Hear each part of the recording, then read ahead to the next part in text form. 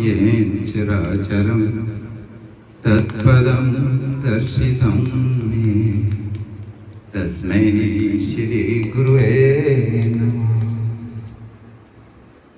सद्गुरुदेव की कृपा से प्रभु जी के दरबार में उपस्थित साध संगत के चरणों में मेरा लाख लाख नमन।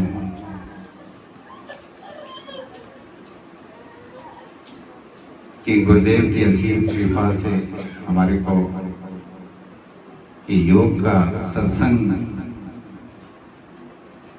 में बैठने का सौभाग्य मिल रहा है।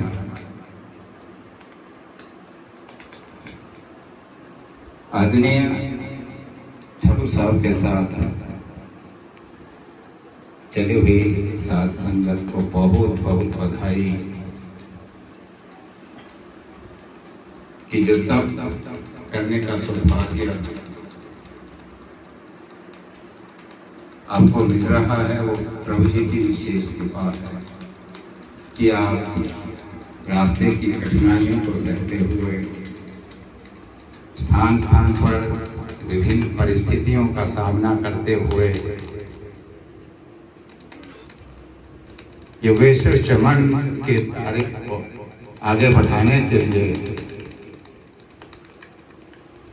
चले अब छोड़कर, उसके लिए तो मेरे पास शब्द नहीं, शब्दों से आपका धन्यवाद करूं। लेकिन योगेश्वर चमन कहा करते थे कि जब ये भगवान त्रेता युग में आए तो राम ने बंदरों से, भालुओं से वो काम करवा दिया, तो क्या हम प्रभु कार्य के लिए अपने आप को प्रस्तुत नहीं कर सकते? और जब यही शक्ति योगेश्वर कृष्ण के रूप में आई तो द्वापर युग में तो योगेश्वर कृष्ण ने धर्म की स्थापना के लिए अर्जुन को यह कहा कि तू निमित्त मात्र बस युद्ध करने के लिए तैयार हो जा, ये तो सारे मरे हुए हैं, केवल निमित्त मात्र तैयार हो जा। भगवान ने अपना काम जिन विशेष दिव्य आत्माओं से कराना होता है उसको तो वो चुन ही लेते हैं, काम तो करवा ही लेते हैं, लेकिन ये हमारा सौभाग्य होता है। अब देखिए कहाँ 11 अक्षौणी सेना और कहाँ 9 अक्षौणी सेना,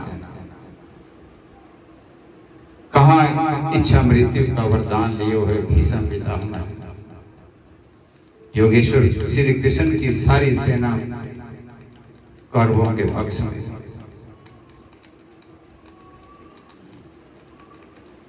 गुरु द्रोणाचार्य विपक्ष में, अश्वत्थामा महाबली कर्ण जैसे योद्धा, लेकिन जो भगवान के सहारे होते हैं ना, योगेश्वर कृष्ण के सहारे थे, अंत में विजय तो और इस शक्ति अनंत कला लेकर हमारे साथ है।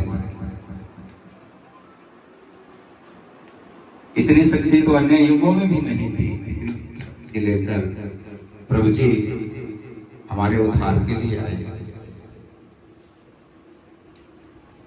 मैं तो परम सौभाग्य समझता हूं कि हमारे को गुरु सेवा का मौका मिल रहा है श्रद्धेय ठाकुर साहब के कार्य।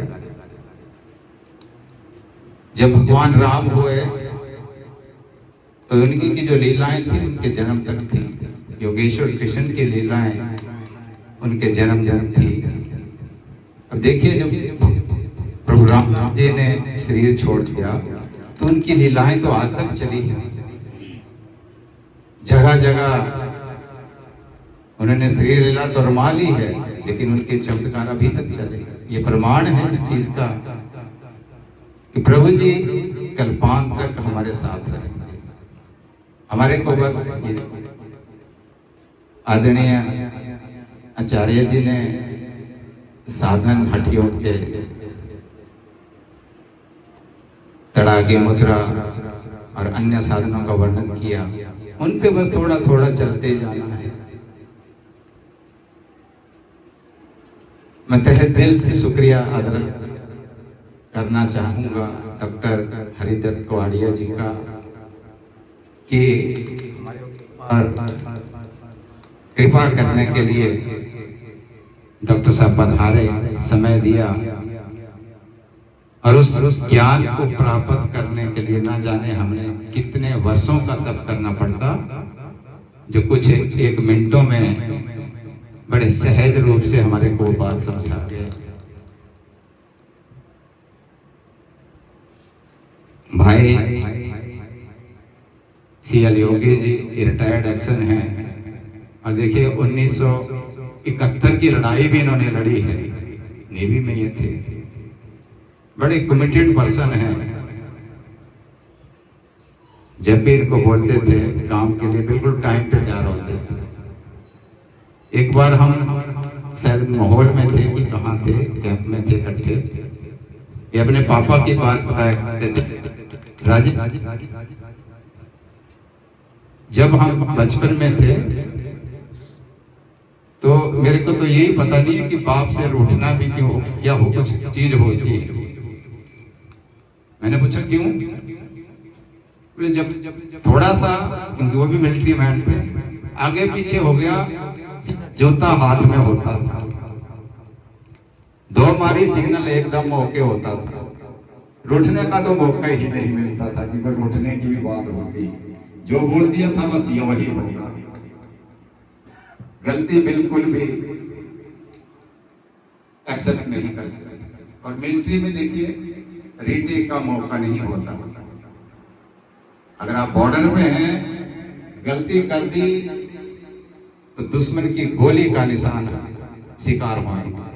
ये फिल्म की रील नहीं है कि रीटेक हो जाएगा दोबारा से ऐसे हो जाएगा, नहीं, गलती का कोई मौका नहीं।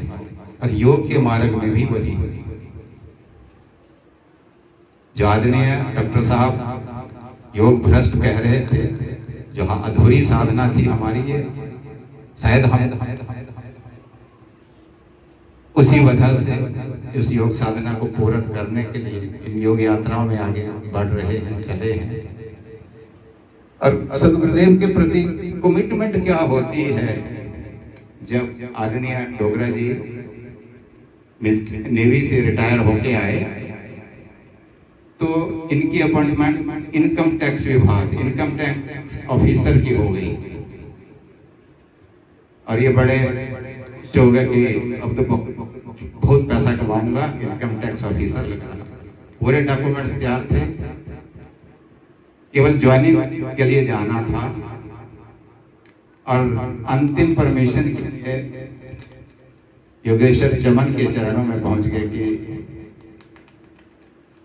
गुरुदेव मेरी अपॉइंटमेंट हो गई as a income tax officer और मैंने ज्वाइनिंग करनी है। सर 5-7 दिन के बाद ज्वाइनिंग के लिए जाना था। गुरुजी ने देखा उनकी तरफ, केवल कहा कि डोगरा ये आपने नौकरी ज्वाइन नहीं करनी। देखिए जो इनकम टैक्स ऑफिसर अपॉइंटमेंट हो चुकी थी, केवल ज्वाइनिंग के लिए जाना था।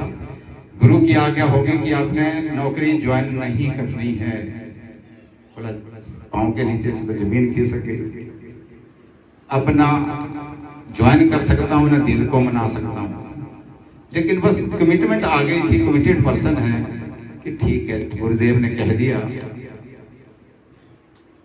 कि जॉब नहीं, इनकम टैक्स विभाग में नहीं जाना है तो आपने नहीं जाना है। सदगुरु को तो बड़े आगे की देख लेते हैं ना, हमारे को तो थोड़ी सी नजर होती है हमारी 10-15 फीट तक।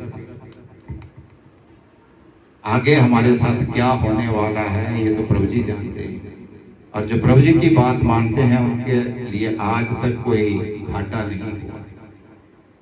और इन्होंने, ये वो शख्सियत है कि अपने सदगुरुदेव के कहने पर इनकम टैक्स ऑफिसर ज्वाइन करना मना कर दिया, ज्वाइनिंग के लिए नहीं गए। उसके बाद फिर इंटरव्यू हुआ और बीबीएमबी में अपॉइंटमेंट इनकी हुई। वहां से आज ये एक्शन से के पद से रिटायर होके आए। इतनी महान विभूति हमारे मध्य में है। प्रैक्टिकल लाइफ की जो मैं बात कर रहा था डोगरा जी की, कि ये वो शख्सियत है। हमारे लिए ये ऐसे उदाहरण सोचने के होते हैं कि हम कितनी कमिटमेंट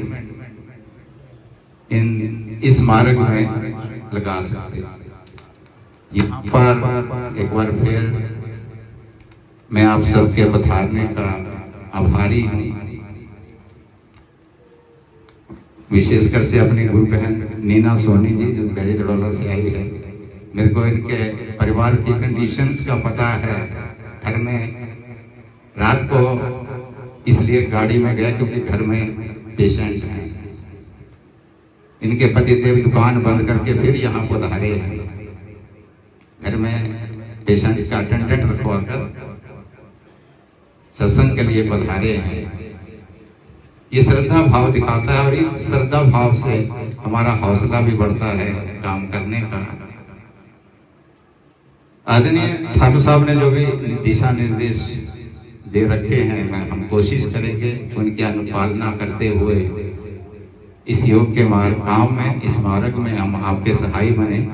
इन शब्दों के साथ एक बार फिर इस आशा के साथ कि आप इस लड़ी के क्रम को जारी रखेंगे और इस योग के जो बगीचा योगेश्वर चमन ने लगाया था उसकी देखभाल करने के लिए आते रहेंगे। बोल श्री सच्चिदानंद महाप्रभु श्री रामलाल पूरण पाल ब्रह्म भगवान की जय।